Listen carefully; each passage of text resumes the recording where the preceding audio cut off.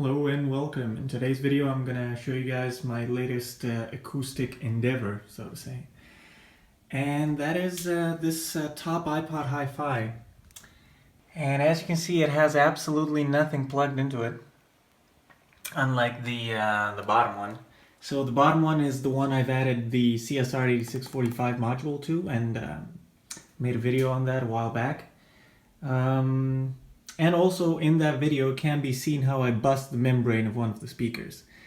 Now, given my OCD, I couldn't really let that slide, so I did actually find this iPod Hi-Fi on eBay, and this was sold as just the speakers actually. And I asked the guy, and then he actually had the case as well, so I bought this. And so this was just the shell, absolutely no electronics inside, the speakers and the box. So obviously I did use the speaker, and one of these is slightly cut, but that's not really a big issue. It should still be fine. And so I did actually fit this with an amplifier, a Bluetooth module, and an Arduino, which does all the housekeeping tasks. And yeah, so in this video I'll show you guys how I did it. So first of all, let's do a little sound test. So obviously the original iPod Hi-Fi from Apple sounds miles ahead, right? But my attempt is also not tragic, right, so to say.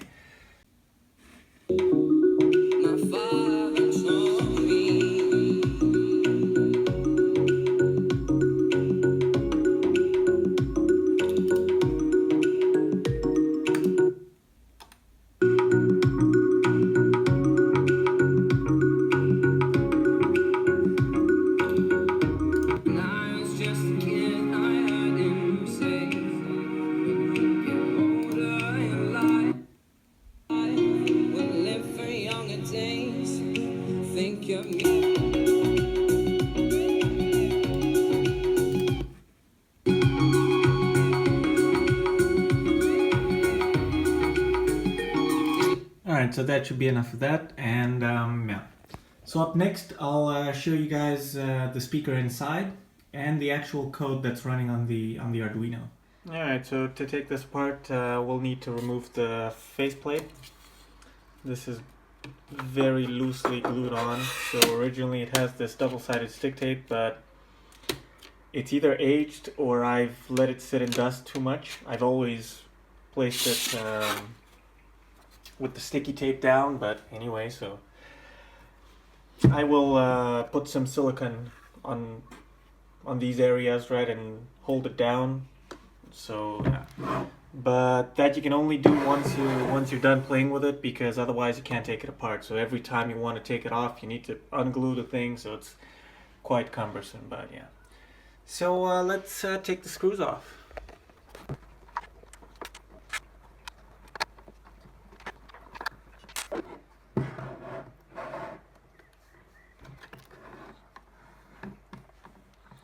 Alright, so first things first, I put some spade connectors on instead of the directly soldered wires. So this makes taking this apart way easier, as can be seen. And yeah, so this is the original speaker. It does have two voice coils, as you can see, and unfortunately I'm only using one, so half the capacity. Still sounds quite decent, but yeah, the amplifier, right, if I parallel them, it would have been 3 ohms, which is quite low, and if I series them, then it's 12, so that's also not too good. So I did play around at the beginning. I might try that again and see if maybe now it's different with the bass filter. So at the beginning I didn't have the bass filter, but anyway, it did sound best when I just used one voice coil. So yeah, that is why that is happening. So next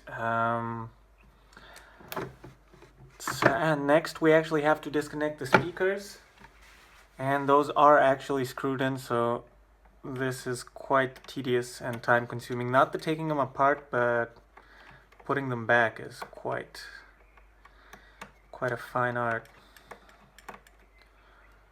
Alright, so that should be it. So now we can lift the speaker assembly, and this will have two connections on it. So it's the speakers, and these speakers are also 6 ohm, and I did series them together.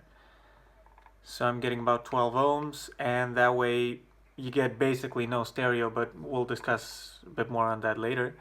And also the LED is connected, and I have these shitty Chinese connectors, which do the job, but they're quite fragile. Yeah, so this is how I got this going, right? So, and then this goes to the Bluetooth to the LED module, and this is a bit of a bath sealant silicone, or I don't know how that's called, but yeah, make sure there's no air passing. And so yeah, that's pretty much all with the speaker assembly. I did put some duct tape on these orifices. They're basically a place for the screws, for these screws to pass. And you can see one is missing because I chose to remove it from this place and actually use it to secure the front plate. When I got the speaker, I didn't have one of the screws in, so yeah. They don't seem to have a very important role, so it's quite rigid on this side. It has a bit more give, but the whole inner plastic frame kind of is pretty well secured to the white shell, so that shouldn't really be a problem. It hasn't up to now, at least.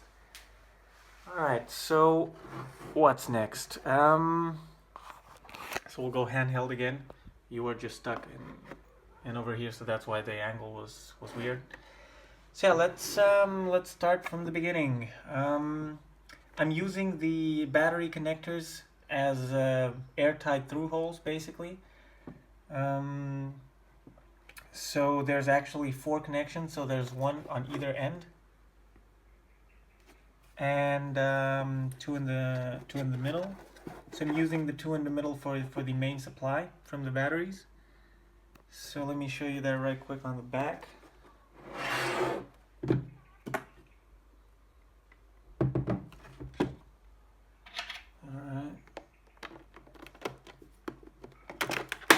Alright, so this is how this looks. So I have 4 18650 cells that I saw salvaged from a laptop battery that wasn't actually old, so I'm suspecting it was quite new, but just the chip had blown in it, the protection chip. So these are Sanyos, and they're around 2,500 milliamps each. So I did go with a full parallel setup. So initially I wanted to go with a 3 series setup that would have given me a higher voltage. But in the end I decided against it just for simplicity. So I'm using this module to charge it. So this is quite readily available and cheap. So this is like $3 or something, including shipping from Germany, so local. So I didn't have to wait on that, and it does work quite fine. So I did put it on a heat sink. This is meant to go hot, right? It shouldn't be a problem, but I kind of want them to not run at 120 degrees, right? Especially when they have such power connected to them. So yeah, basically the batteries are connected to the module, and the module is also connected. So everything is paralleled to the through holes. And so yeah, that pretty much concludes so there's 2 wires from the coming off of the LEDs of the charger module, so that we can detect which one is on. And I'm having a few issues at the moment in that if I turn the Arduino off, it still gets power through this LED, through this wire, so basically through the entire chip, and it boots up, and so yeah, I need to figure that out. But that's not too critical. So even if I'm not using any of those, it should function still quite okay. All right. So basically, let's get this out of the way. So there's a lot of foaming in here. All right. So basically, we have the 3 volts to 4.2 volts coming in on this side. And first thing that happens is there's 2 things that are connected directly to the batteries at all times. So one of them is the relay module, and one of them is the Arduino. So the Arduino is over here, right? So those are connected all the time. And then we have the this thick wire. And it is black, right? So that is quite hard to see. Let me. Maybe we can get a better view if I flip it over. Yeah. Looks a bit better. All right, and sorry for the focus. There's absolutely no autofocus at the moment for some reason. Anyway, so this is a N-channel MOSFET. So this cuts off the negative rail, so to say. And so we have the negative going directly to one of its pins, to its source. And then the drain goes here, meets up the plus, and goes into this booster converter. This DC to DC converter. So this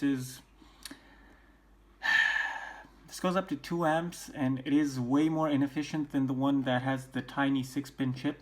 But it so the standby current is like 20 amps on this, 20 milliamps on. Holy shit, yeah, 20 amps, 20 milliamps on this, as opposed to like less than a milliamp for the tiny one. But again, this is quite a high drain application, so we do need the beefier one.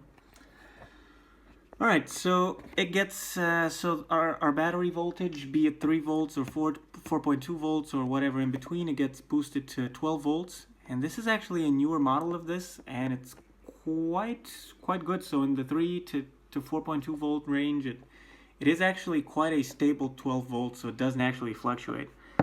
More on that later.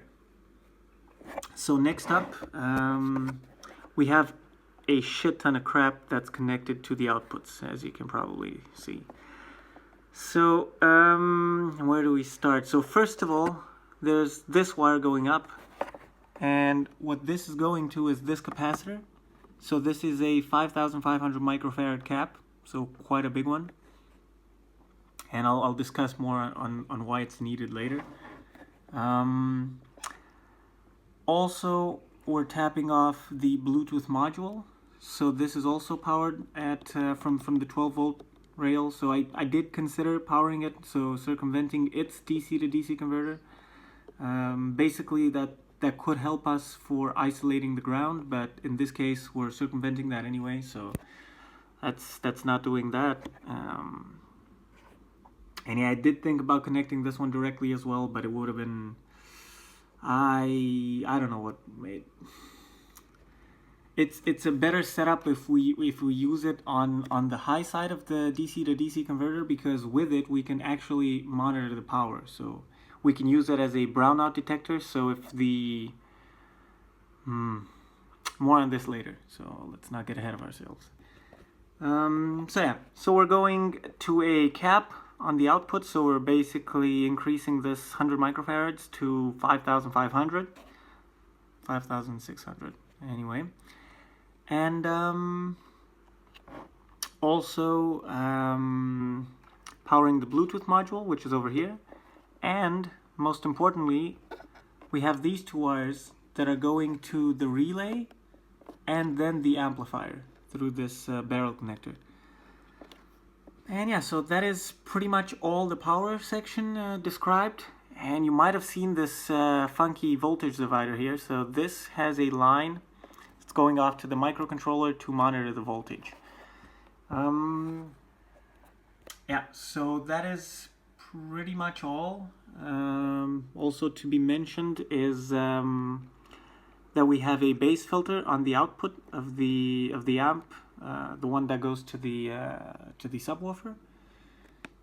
This is very needed in this case, so it sounded significantly worse before it, and I would also want to add a mids and highs filter for the 2 other speakers, but it's already quite expensive, so I don't know. At the moment, it's fine like this. So yeah, a few other modifications. I did stick one of these caps, so I did have a few, and I replaced the main cap of the amp with this one. So the previous one was like 2,000 microfarads. This is like, again, 5,500.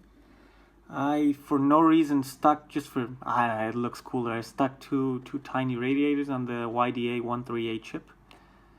So yeah, I should have mentioned this is a Yamaha YDA138 amplifier, and it should do about 20 watts tops. In this case, it's probably doing more like 15 or something.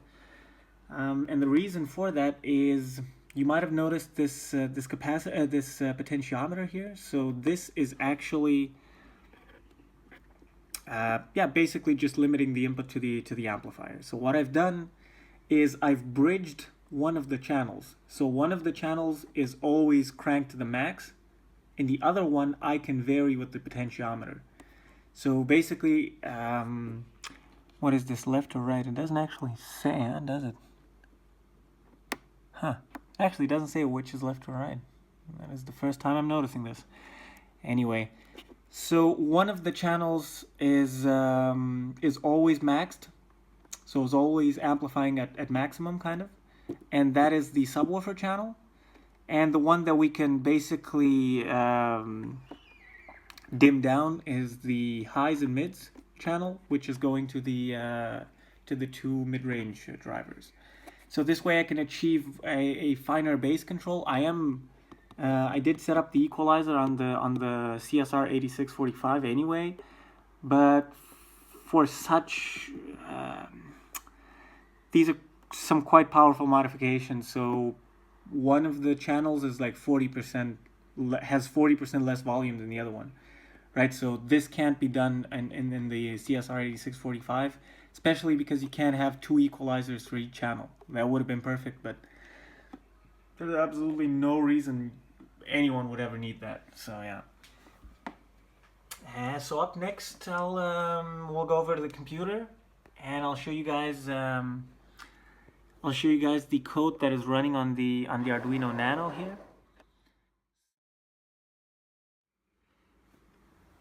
Yeah, so as you can see, there's a huge clusterfuck of wires coming off the Arduino. So 3 of them are actually outputs. So the relay, the MOSFET, and the RGB LED. All the rest are actually inputs, so we're sensing whether the booster is on here. We're sensing whether the Bluetooth module's LED is on or off, and from that we can determine whether it's connected, searching, or playing. We're also sensing whether the charger LED is on, so whether the battery is being charged or not. Optionally, I could pass another wire that could tell us whether it's fully charged or not, but I haven't done that. That's not so useful. And last but not least, in the case I haven't forgotten anything, there's another wire that is sensing whether or not a jack is plugged in. So yeah, let's hop on over to the computer and look at the code. Alright, so this is the code that's running on the Arduino. So first of all, I've included this library, so the prescaler library, and what this allows us to do is slow down the clock of the Arduino. So normally it's running at 16 megahertz, but that is quite overkill for our purposes, and so I've decided to lower that so that we get a better power consumption.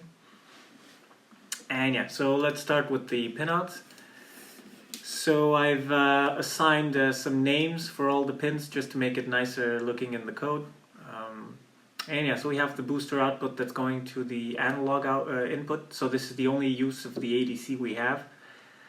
The rest are the Bluetooth LED, the charger LED, so the blue one I'm not using at all, the auxiliary in detector, and these are already outputs, so the main FET and the amp relay, and the LEDs.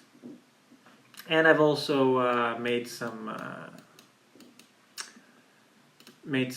colors, some constants for the colors, so that again, just some syntactic sugar, let's say. Anyway, so I usually like to declare all my variables globally. So since this is a microcontroller, you don't really want it to allocate space every time it goes into a function and then free it up, and so I think it's happening on the stack, so you really don't want all that overhead for basically no reason. So all these variables are using 10% of the RAM, right? So it's absolutely no problem if you have them declared globally. And yeah, I don't think there's any point in actually going over these. So if you're interested, just pause and read the comments. That should be very clear. So, and then we have, right, on the Arduino, we have the one function that executes once at startup. So here we set the clock. So you could actually set this manually, so without using this library, but this makes it a lot cleaner looking in the code, and it gives you a few extra features which we will discuss later on. Also, if you want to use the serial monitor, you want to basically multiply it. So first of all, make it unsigned long, otherwise it's not going to work. And multiply it by 2 to the power of the prescaler, kind of. So a prescaler of 2 would slow the clock down by 2 to the power of 2, so by 4x. So from 16 megahertz, we're left with 4. And here I've compiled a list I've analyzed the power draw of the Arduino Nano I have. So this is actually a clone. So some of the chips aren't as in the original, but anyway, it was 1.8 euros, so who can complain? So no prescaler, 15 milliamps, and it goes down to 5 milliamps if you have a prescaler of 8. So this would be 2 to the power of 8, so it would already be in the kilohertz. But yeah, so I decided to go with the 8.4 milliamps, so that's quite okay. So we have. Right, keep in mind this will never be disconnected from the batteries, so this will, in theory, drain them up to 2.2 volts or something, which is when the Arduino does have its brownout detection kick in and it actually turns itself off. But so 8 milliamps from 4 18650 batteries, so it's going to be like 2 milliamps per cell, and yes, that should last quite a long time until someone sees it. Right, so it's going to be blinking constantly. The LED is going to be like 20 milliamps anyway that's blinking. And at some point, right, I will turn it off and charge it again. So this really should pose no danger of over-discharging. But anyway, that's why I'm doing the whole prescaler thing. And yeah, so next up, all of these detectors are set up as input pull-up. So there's an internal pull-up resistor. So if you have nothing connected to pin, what is the Bluetooth LED? So pin 12. So if you have nothing connected to that, if it's floating, it will detect a stable 1, so a high.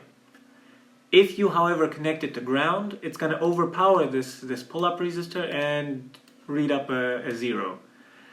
And this is because all of the chips that are implicated in the Bluetooth module and the charger chip are actually pulling the LEDs low, kind of. So when the LEDs of the Bluetooth module are off, there's 5 volts or whatever it is, 3 volts on this pin. When the LED is on, this goes to 0, and we can detect a 0 by reading it. And with the aux-in detector, the way the jack on the back works is it has 2 extra connections that would touch the negative of the jack, of the actual jack plug. And so basically when it does touch them, it bridges them to audio ground, which is bridged to the system ground, so we can detect a 0 here as well.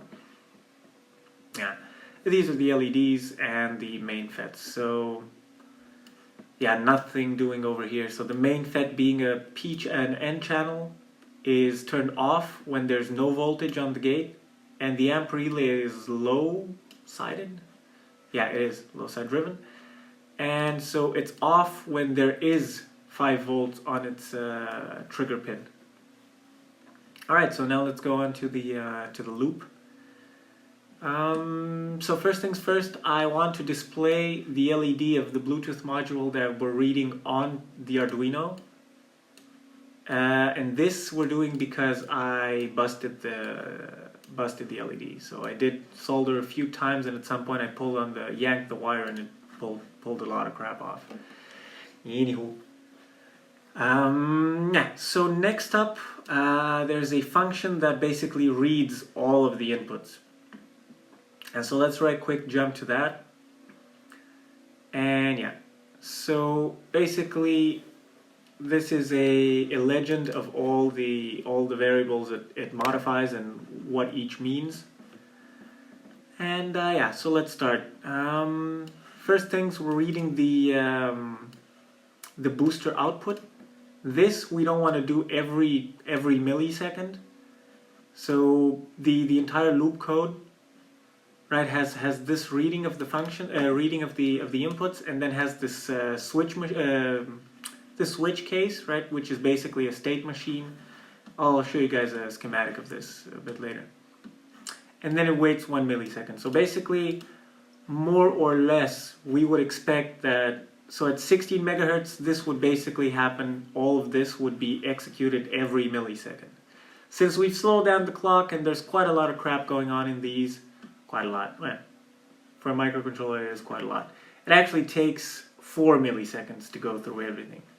Right, so it takes 3 milliseconds to execute the code and we have the 1 millisecond delay. But anyway, just so you know, so this will be called every millisecond, let's assume, right? So in this case we're using true milliseconds. So if you're familiar with Arduino, the normal function is called millis. This is true millis because we're slowing down the clock. So the actual millis would not show the actual milliseconds. It would show, yeah, we should run 4 times slower if I'm correct. But yeah. And so yeah, every 2 seconds, we're reading the booster output. If it's above, so this, you saw how the this is connected on one of the middle connections of the 3 resistor divider. So this, when the booster is 12 volts, each one of those middle pins should be at 4 volts. So basically divided by 3.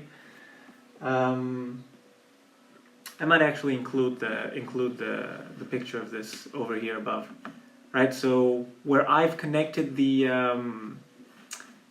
pin, the Arduino pin, basically, I should see 4 volts when the booster module is functioning.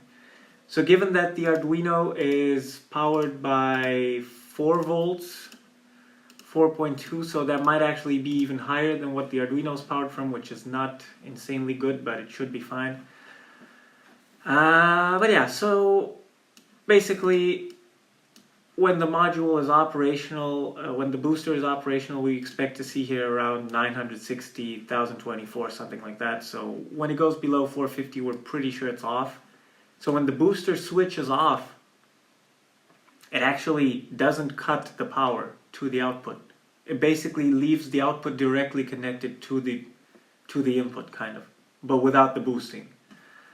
If you want to know why that happens, check. There should be some very good videos explaining booster converters on YouTube.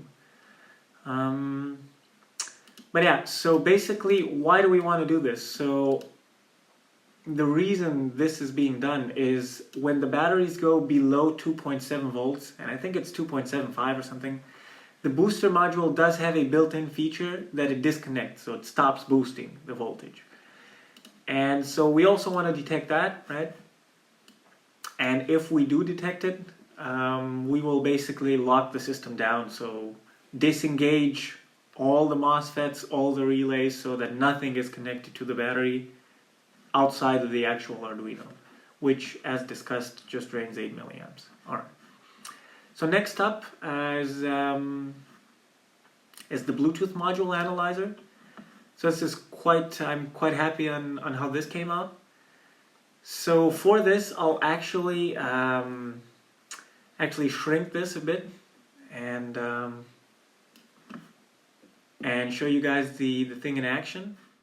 All right, so now we're going to see how the Bluetooth LED timings are achieved. All right, so it's working. So at the moment it's searching, and the amount of time, so we're not actually interested in the pattern. We can actually ascertain the actual mode it's in by the length of the time the LED is on. So as you can see now, it's about 200. Right, and if I connect to it at the moment from something else, you'll see it'll start. So first of all, the LED 0 will not blink anymore. Just the one I've connected to, and it'll blink this way, and that is about 100 milliseconds each. So if I start playing some music, you'll see that. So first of all, you won't hear it because we have no speaker at the moment. So you'll see it'll turn on the relay for the amp, and it'll also, so the module will start blinking differently, right? And so that indicates to the system that we are actually getting some music through, and so we got to turn the amp on. So let's go for that. Alright, so now we have music playing, and as you can see, it blinks differently and at a different interval. Right, so with this you can clearly see what state you're in. So either around 500, around 100, or around 200. So which is exactly what we're doing here. So now let's go back to the computer. Alright, so this is basically how the Bluetooth LED works as analyzed. And next up we have a feature that has come up with the testing, right? So I haven't thought of this from the beginning, I've just noticed that it does happen. So when the batteries are kind of drained, right, so towards the end of their charge, they can't supply enough power for the booster, right, basically. And so when the booster demands more current, basically the battery voltage will drop, so the booster will not be able to supply that, right? So you have the two capacitors, right? So the one that's on the amp and the one that's connected to the output of the booster. So the reason why we have two of those is that when we turn on the amp, we don't want the voltage to the Bluetooth module to dip too much. Right, so the amp, the booster module is capable of charging up the 5,500 microfarad cap, but momentarily the voltage does drop significantly below 12, right? So as you can imagine. And so what this does is basically, what the second cap basically does is smooth that out, basically. And so, even so, right, when even with those two capacitors, right, when there's going to be a base heavy section, or when the battery is really drained, right, the voltage will drop below 12 volts, right. It won't drop enough for the amp to cut off, right, and even if it does, it will come back on again. But what it will do though is make the Bluetooth module think that the battery it's connected to is low. Right, so and the Bluetooth module does go into the sleep mode, right, kind of automatically, and doesn't wake up from it until you hard reset the chip, right? So you unplug all the power, let it go down to 0, the chip resets, and then you turn it back on. So the way we notice this is the LED hasn't been on for more than 4 seconds, right? So if it hasn't been on for more than 4 seconds, right, because it always blinks. If it's searching, it blinks. If it's connected, it blinks. If it's playing, it blinks. So we kind of notice, crap, something must have happened, right? So what we do is we set the front LED to red, right? So it's kind of an error state. And what we will do is reset the Bluetooth module, basically. So what this function does, is it turns the entire system off, so it turns off both the relay and the MOSFET, waits for a while, right, waits for all the caps to discharge, set the states to 0, and resets all the rest of the variables so we don't check stuff prematurely. And yeah, so basically resets the module. Now the thing is, this kind of circumvents the main protection, right, which says that when the booster cuts off completely, right, the thing is, it will fail to boost the 12 volts way before it cuts off completely, right? So in the time I've been playing with this, I never brought the cells to a stable 2.7 volts that are required for the module for the booster to completely stop, right? So normally it just goes down when you apply current to it, when you demand current from the batteries. right? So basically we don't want to be doing this infinitely. So at some point we will say enough is enough, like you need to charge the shit, right? So we're only going to allow this 2 times. So when the high drain disconnects is 0 and when it's 1. When it gets to 2, it's going to reset itself and go to state 4. Right? State 4 we're going to discuss a bit later on. So state 4 is basically where everything is turned off, it blinks red, and it waits to be charged. And yeah, we're also going to refresh this so that we don't check the booster immediately after reconnecting everything up. Alright. And the rest is quite uninteresting. So the auxiliary wire, so we don't want to check this every millisecond, so we also check it every half a second. And yeah, if it's 0, it means the wire is connected. If it's not, it's not. This could have been written way more compact, but it looks way better this way, in my view. And we're also going to be reading the charger. So basically this is not connected at the moment, so the state is never going to be 2 at the moment.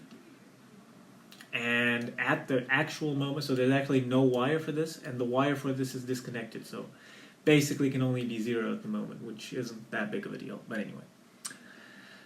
Yeah, so basically this is the first step. So we're acquiring all the signals, we're seeing what is on, what is off, what is the voltage of the booster module, whatever.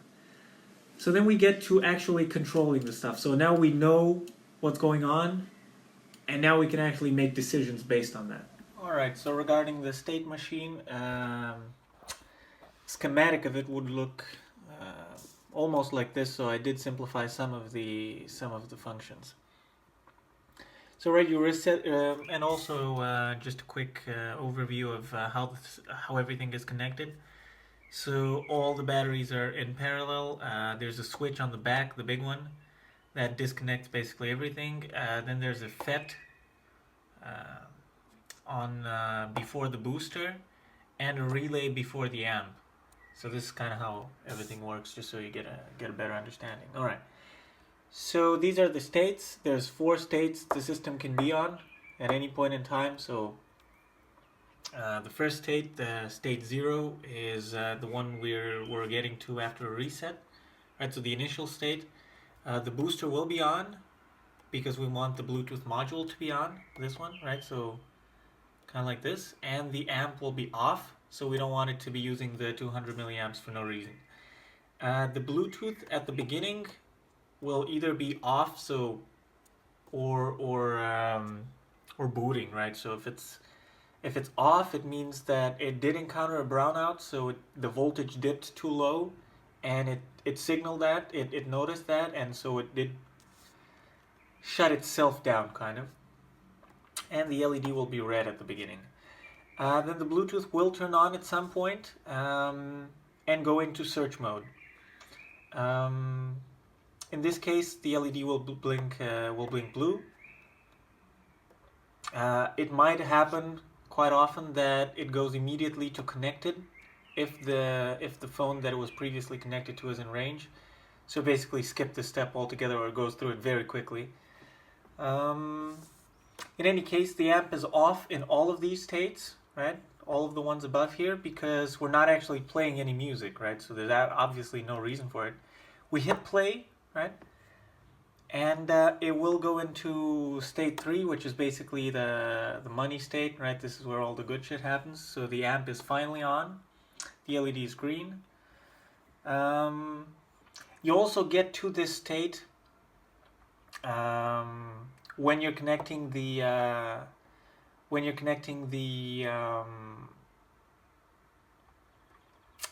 auxiliary input, so it automatically immediately goes to the amp being on when you have an aux connected, and when you disconnect it,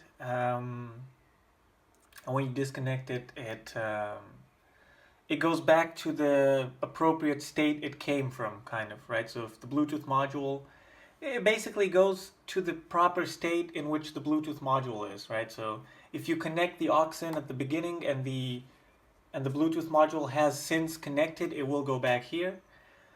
And again, the red arrows are all pointing to this lockdown state where everything is off and the LED is blinking red. as you get here when the booster turns itself off, or the third brownout is encountered, right? So the Bluetooth module turns itself off the third time. In that case, we will go here. And I should have actually drawn this. So you get out of this when, right, so obviously with a reset you will get out of this. But I've also made it so that 10 seconds of charge also gets you out of it. It's just terrible. Anyway, so yeah, let's quickly go to the computer and see how I've implemented this in code.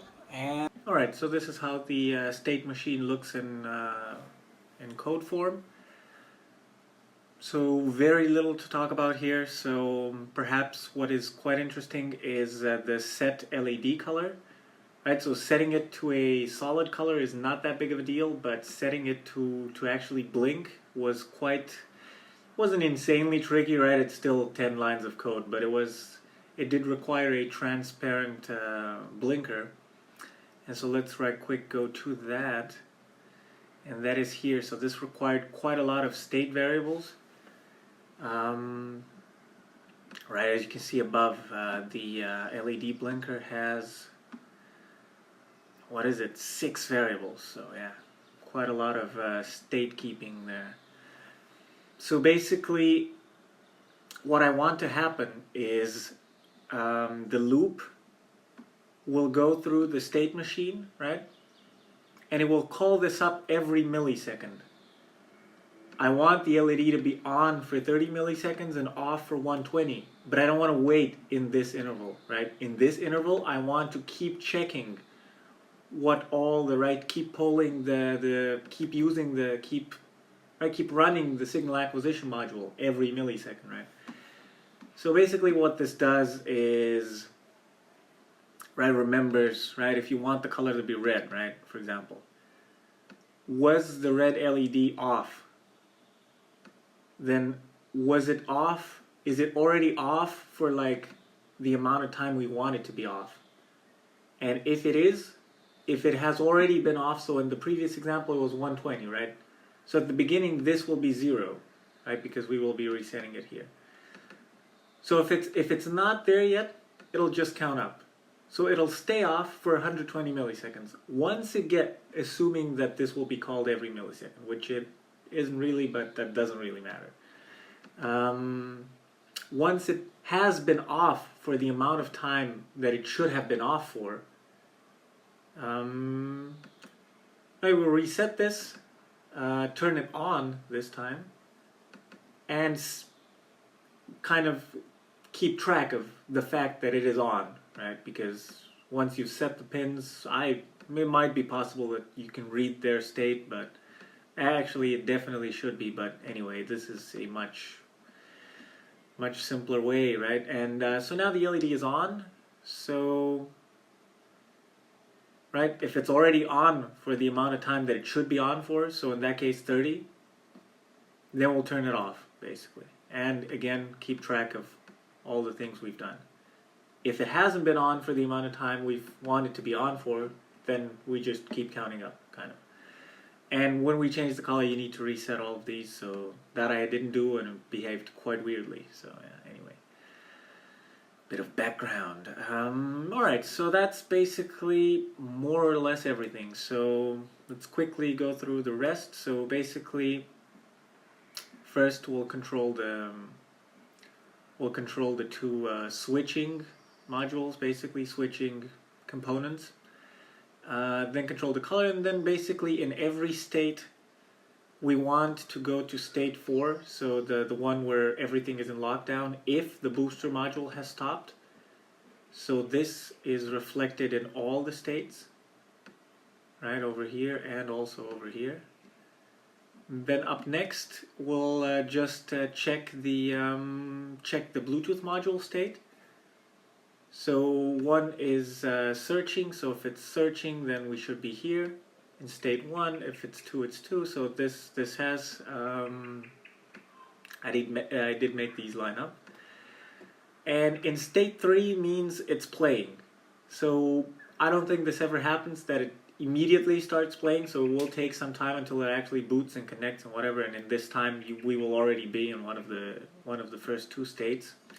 But in any case, every time we go to the third state, so the state in which the amplifier is actually on, right? So you can see this here, here, and here, right? You might have noticed this pre-igniter. And so what this does, it doesn't turn on the amplifier directly. So it just turns the amp on. Because what that does is it drops the voltage, right?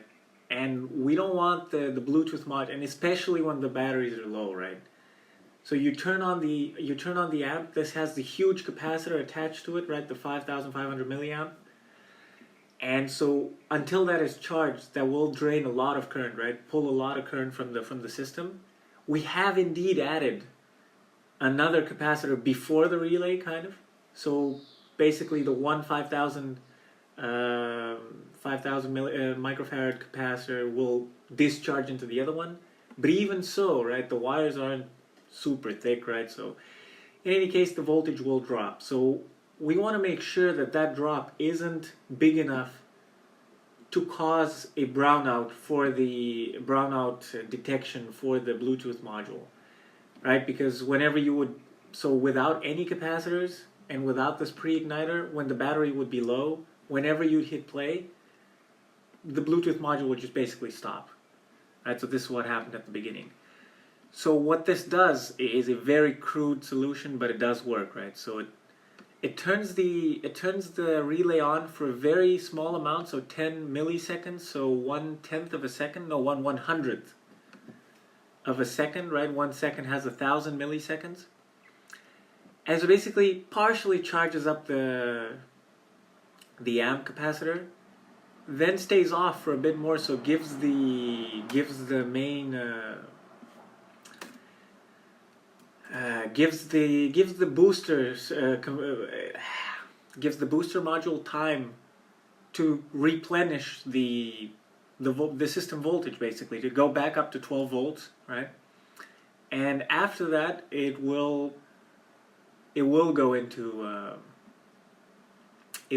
state 3.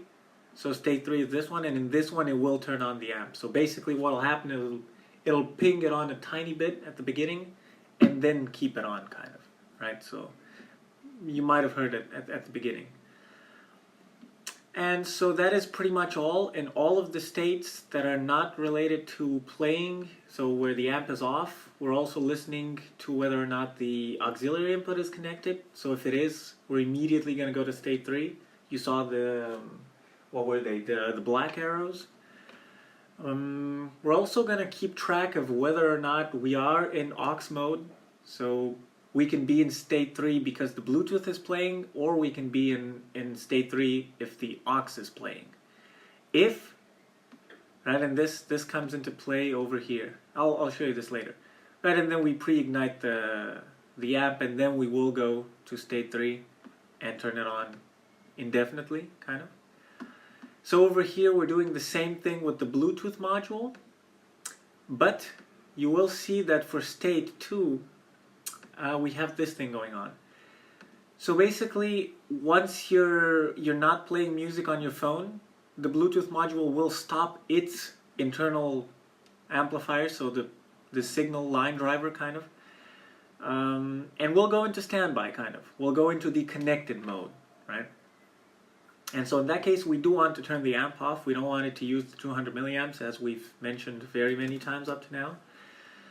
But we also don't want to do this very often. So for example, on an iPhone, if you're connected and you type on the keyboard, it will send the key types, the sounds for the keystrokes through Bluetooth. So it will turn it on and off and on and off and on and off. And that's also not optimal. Plus, it does take quite some time, right? It's not a lot, but if in such situations you will notice it to pre-ignite, so it takes 120, 150 milliseconds, so you start to notice it, right? And it wears out the relay and whatever. So we want it to not go into standby immediately when the Bluetooth module stops. We want it to wait another minute, and this equates to 15 seconds of Arduino time, kind of our main loop time, kind of, right? So it takes almost 3 milliseconds to execute the entire program. So it's like 300 lines of code. Obviously not all of them are executed, but anyway, gives you a rough idea of the scale of this. And then 1 millisecond for the actual delay, right? So basically that's what this does. Once we pause the Bluetooth connection, it'll keep the amp on for another minute.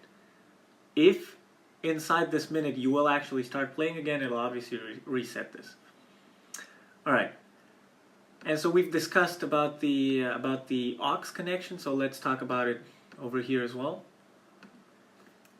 So all of these, right, in state 3, we're gonna have 2 modes, right? The aux mode and the Bluetooth mode. This would be the Bluetooth mode, right? The not aux mode, and the aux mode. So when you are in aux mode, so when we've come here because the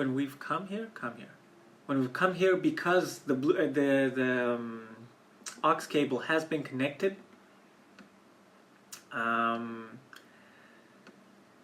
then if the cable is unplugged, we'll want to go to whatever state the Bluetooth module is in, right? So if it's connected to something, it'll go to state 2. If it's searching, it'll go to state 1. If it's off, it'll go to state off. Off is not allowable, so we'll get to that. And yeah, so that's pretty much all, I think. And yeah, so here we're not going to wait for 1 minute. So the moment you unplug the cable, the amp will be turned off and the system will go into the respective state. For case 4, not a lot going on, so we're blinking the LED and we're going to wait. So to get out of this state, you either have to restart the Arduino, or so basically the system, or charge it for 10,000 seconds.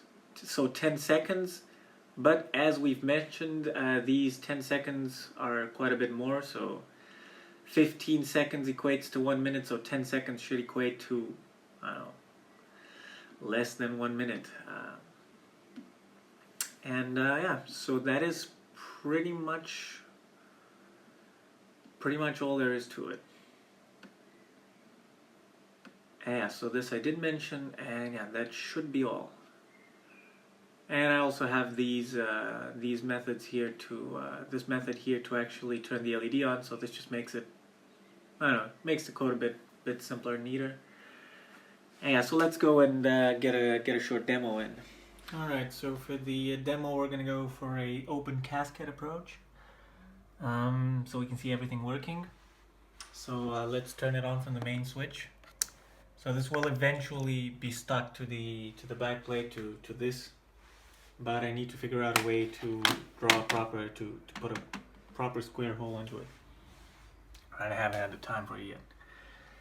So as you can see, LED 1 of the Bluetooth module is blinking thusly, and that is translated by the Arduino into this blinking, which is a bit chiller. And the iPad can already find it, so let's connect to it. And you'll see how the blinking of this changes, and this should go to solid blue. So let's see. All right, so we're now in state 2, connected but not playing. So let's right quick go into the music. Where the fuck is it? Music. All right, now let's hit play, and for this, listen to the pre-igniter. So you'll see the relay click. You'll hear the relay click once, and then again the second time it will actually stay on. So all right, and you can hear the music. All right, so now we turn it off. Now we can actually turn the Bluetooth off completely. So the module should go from green to blinking blue. Now actually wait. So if you just pause the music, the Bluetooth module is now in paused mode, but is still in playing mode. So it is still in oh man. Still in state 3, right? So we're waiting 1 minute until we disconnect the amp, right? That is what I meant to say. However, if we disconnect the Bluetooth completely, so we're in search mode, then it will stop the amp completely. So let's do that. And you heard it. And now we're in search mode. Very nice. So irrespective of the mode we're in, if we plug in a wire into the back, then it should turn the amp on. So let's see that. And you've heard it.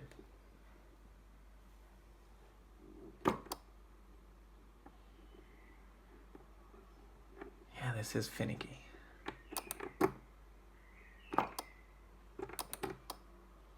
So it's connected, disconnected. And it goes back to whichever state the Bluetooth module is in. So let's connect it back up. Portable hi-fi. It's connected. Amp is off. Right, don't mind the LED on the amp, so this stays on for a huge amount of time because of this huge capacitor. So let's plug this back in. It's on, and then it should go back to solid blue now. And it has. So yeah, that's pretty much all. And yeah, let me know what you think in the comments. And yeah, have a good one.